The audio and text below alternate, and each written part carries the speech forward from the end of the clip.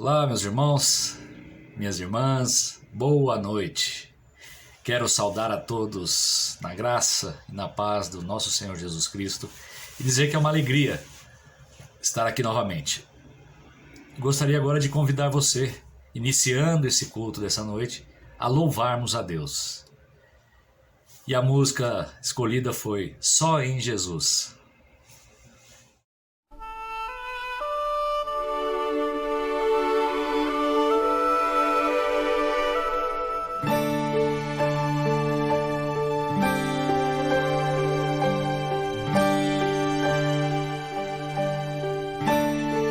Só em Jesus encontro paz, é minha luz, o meu cantar, a minha força nele está.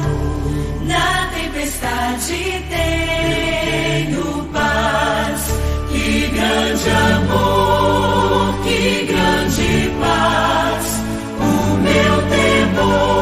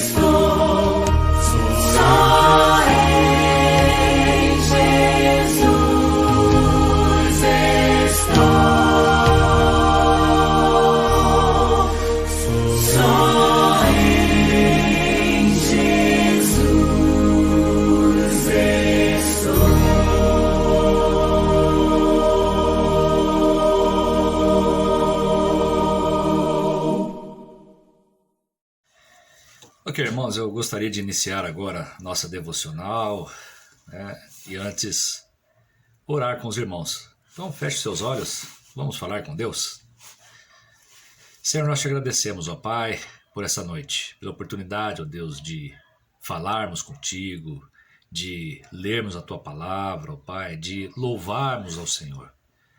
Ó Deus, fale ao nosso coração agora, ó Deus, que o Senhor trate realmente a nossa vida.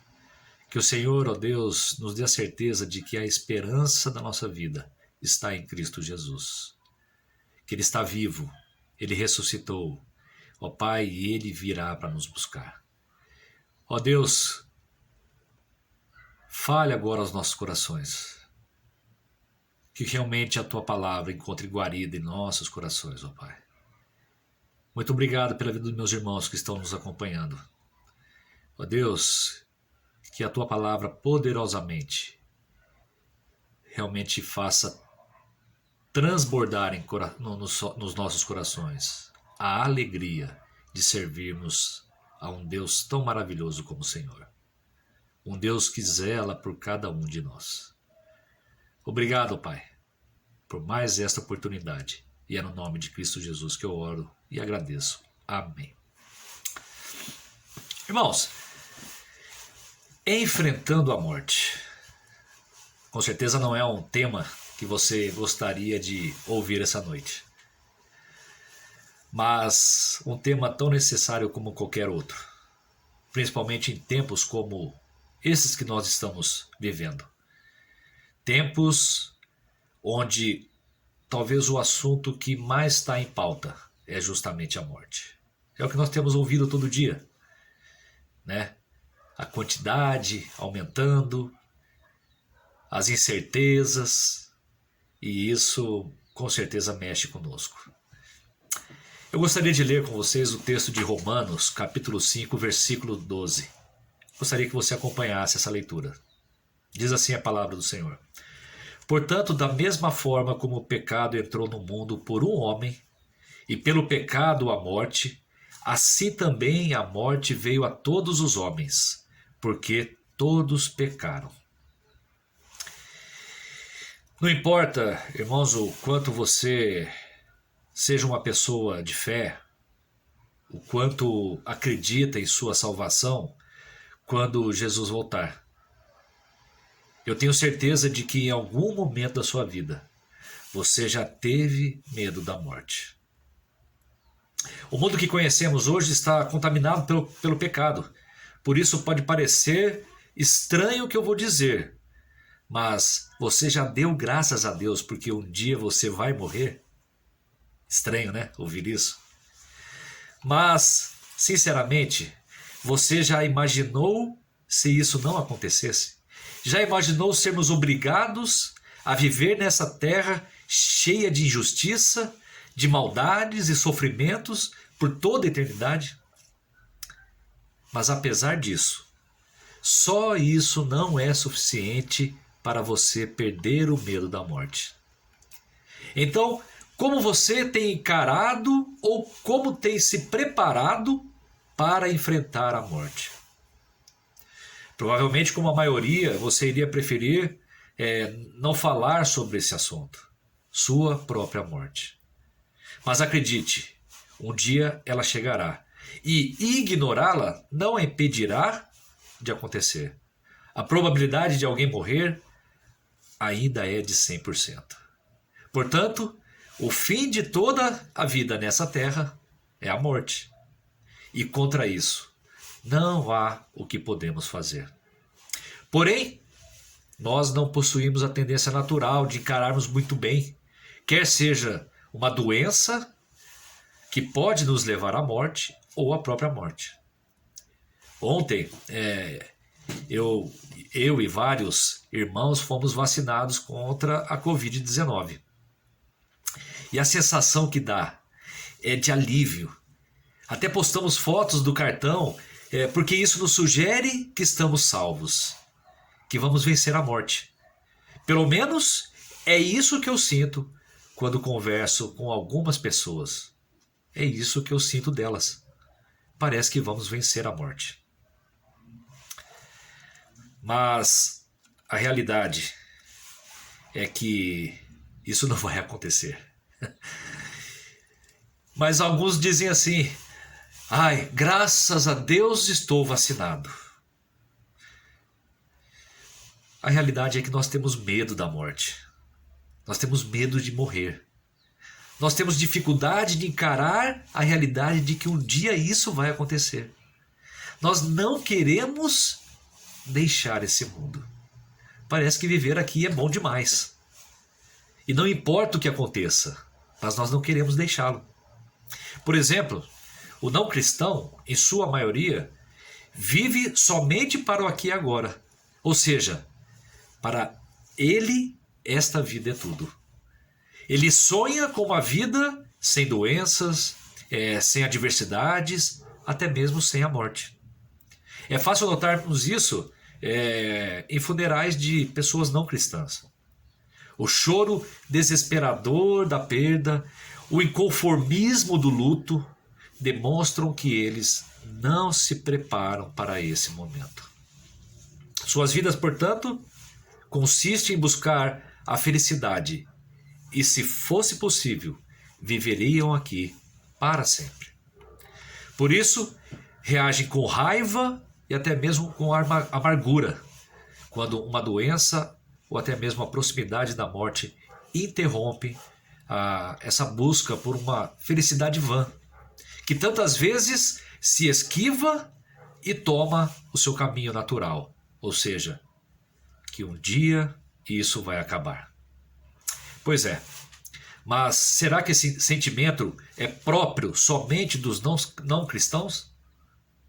Seria bom se pudéssemos dizer que nós cristãos estamos livres desse tipo de emoção e reação, pecaminosa aos olhos de Deus, quando o assunto é doença e morte. Porque quando uma doença séria e a possibilidade de ela nos levar à morte, de repente, invadem a nossa vida, esses sentimentos, eles acabam se aflorando, surgindo em nossos corações. E isso acontece porque a carne ergue a sua cara feia, quando a perspectiva fatal altera dramaticamente o curso da nossa vida. Então surgem alguns pensamentos. Mas esse não é o momento. Não era para ser assim. Eu ainda tenho muito para viver. Eu não quero sofrer. São indagações que normalmente você ouve dos lábios de pessoas cristãs. Como se fôssemos nós que decidíssemos o curso da nossa vida, o tempo dela, o quando queremos e como queremos morrer. E sabe por que muitos agem assim? Porque ainda não encararam essa realidade e não estão preparados para esse momento. Tememos a morte. E talvez tenhamos esse tipo de sentimento porque sabemos que ainda não aprendemos a viver de modo que para nós, cristãos, a morte não é o fim. Não é ela que determina e nem tem a última palavra. Precisamos então encarar a morte como o apóstolo Paulo encarou, porque para ele o morrer era lucro. O cristão também deve encarar a morte como lucro. Jacques Rousseau, não sei se é assim que fala, foi um bispo e teólogo francês, e ele disse uma grande verdade. Ele disse assim: não é digno do cristão preparar-se para a morte somente quando ela se lhe apresenta para o levar. Eu vou repetir essa frase.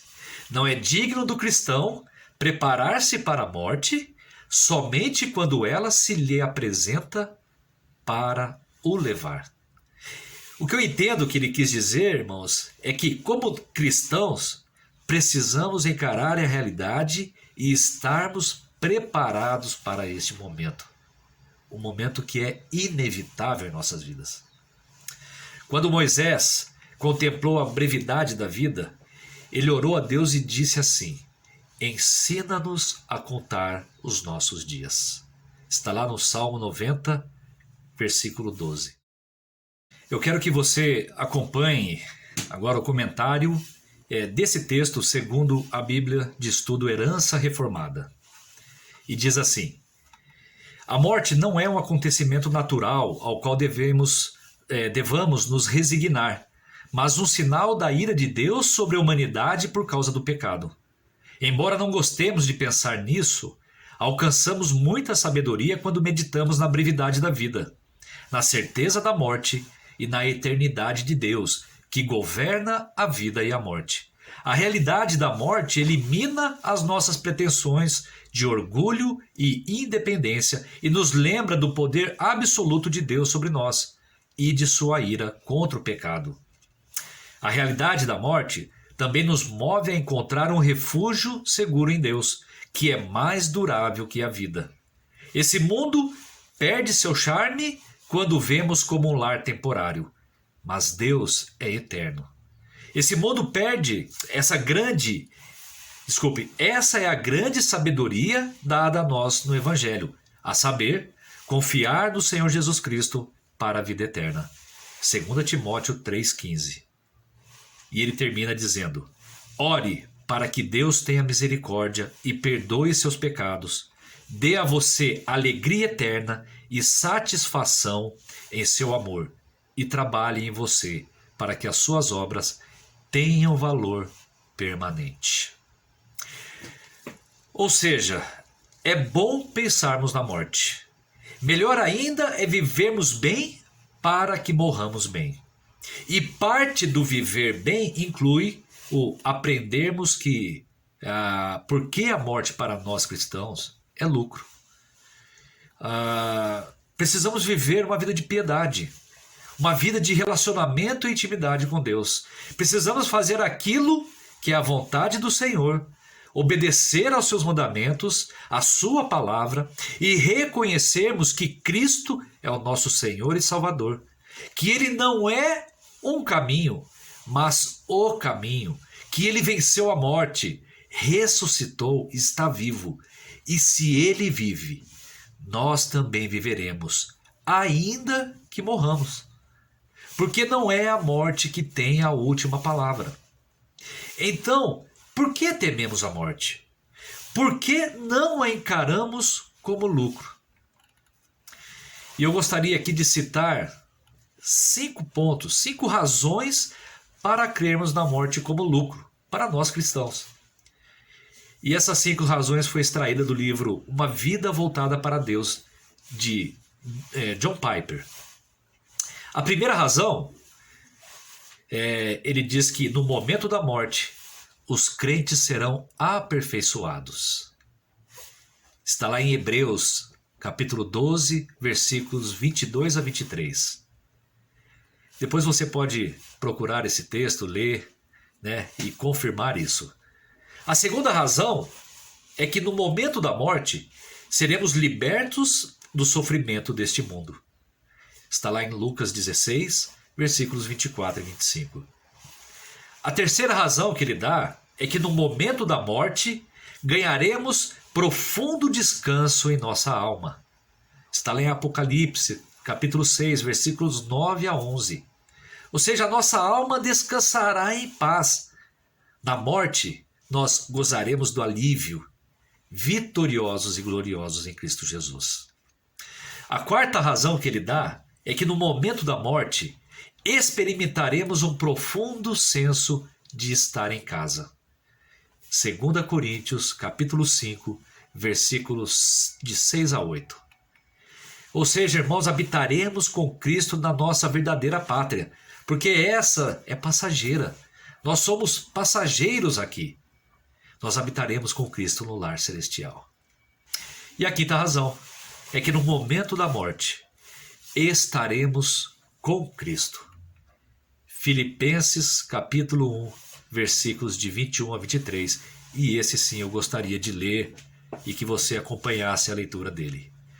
Porquanto, para mim, o viver é Cristo e o morrer é lucro. Entretanto, se o viver na carne traz fruto para o meu trabalho, já não sei o que hei de escolher. Ora, de um lado ou de outro, estou constrangido, tendo o desejo de partir e estar com Cristo, o que é incomparavelmente melhor.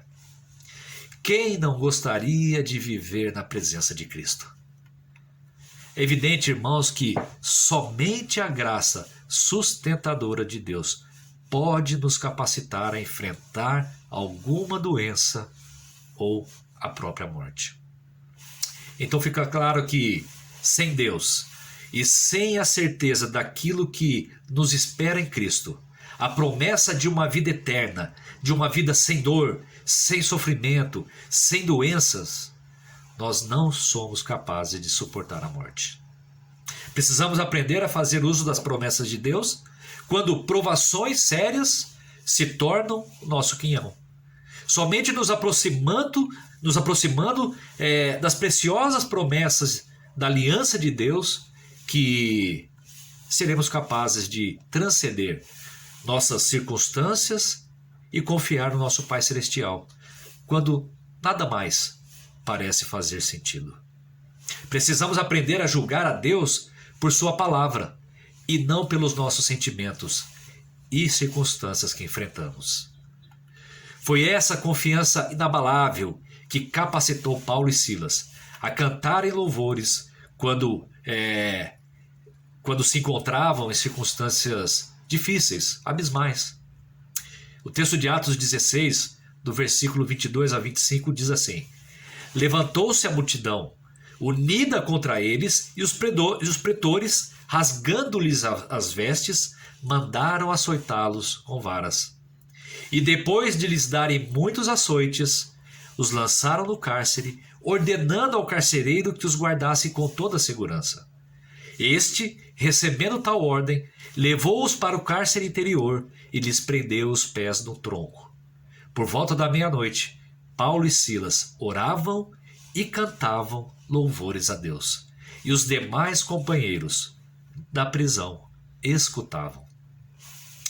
Irmãos, um ato de fé notável e de grande testemunho desses homens que sabiam que nem mesmo a morte seria capaz de separá-los do amor de Deus.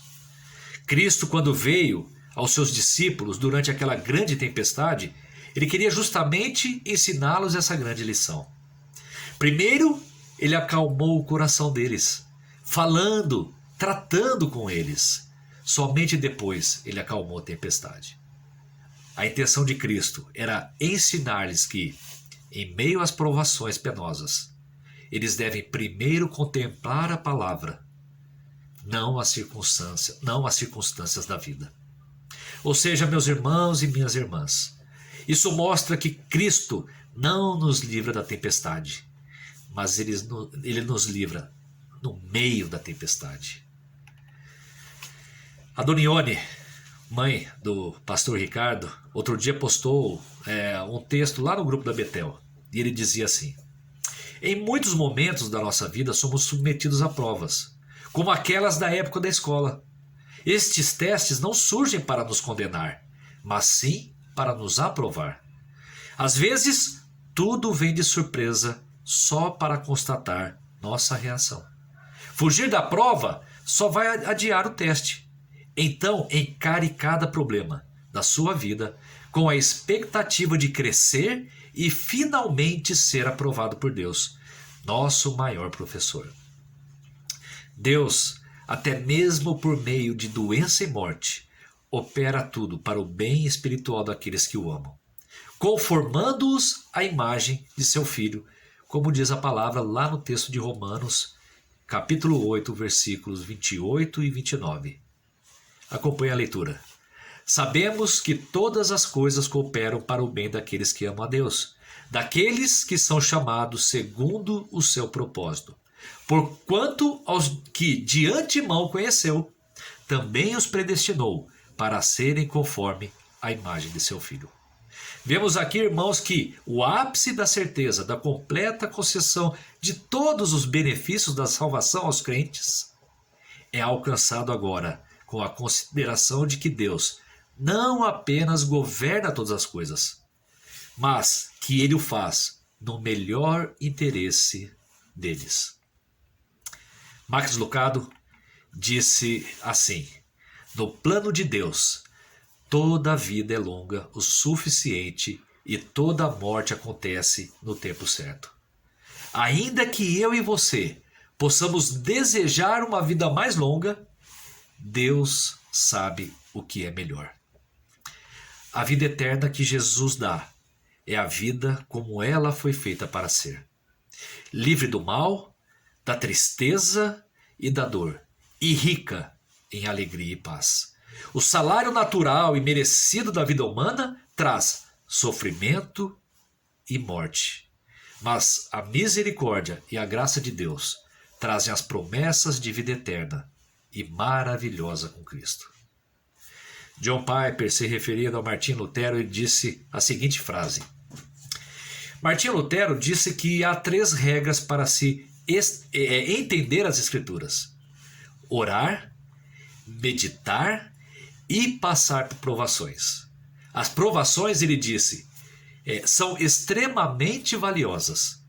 Elas te ensinam não apenas a conhecer e entender, mas também a experimentar quão correta, quão verdadeira, quão doce, quão amável, quão poderosa e quão consoladora a palavra de Deus é.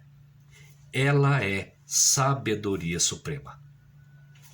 Irmãos, compartilhar da vida de Jesus é o modo como devemos encarar todas as sombras da morte neste mundo infeliz e caído que nós vivemos. E é como devemos encarar a escuridão final da morte em si. Que Deus nos ajude, nos ensine a contar os dias, para que realmente alcancemos um coração sábio. Um coração que teme ao Senhor, mas que não teme a morte. Porque para nós, se o viver é Cristo, o morrer é lucro. Que Deus nos abençoe. Que realmente essa palavra traga conforto e esperança para nós. Principalmente em momentos como esse, quando nós temos vivido diariamente a morte de perto. É como eu falei no início, o que mais nós ouvimos hoje são relatos sobre morte. E ela, infelizmente, ou felizmente, irá acontecer. Para nós cristãos, felizmente. Mas para aqueles que estão no mundo, que ainda não aceitaram o Senhor Jesus, será infelizmente, porque eles não herdarão a vida eterna. Então você que está me ouvindo, que ainda não é cristão, que ainda não recebeu o Senhor Jesus como Senhor e Salvador da sua vida, faça isso enquanto ainda você tem vida. Que Deus nos abençoe. Um forte abraço e eu convido você agora a orar aí na sua casa, com seus familiares, e que realmente Ele possa dar a vocês um coração sábio, um coração que entenda que se o viver é Cristo, o morrer é lucro.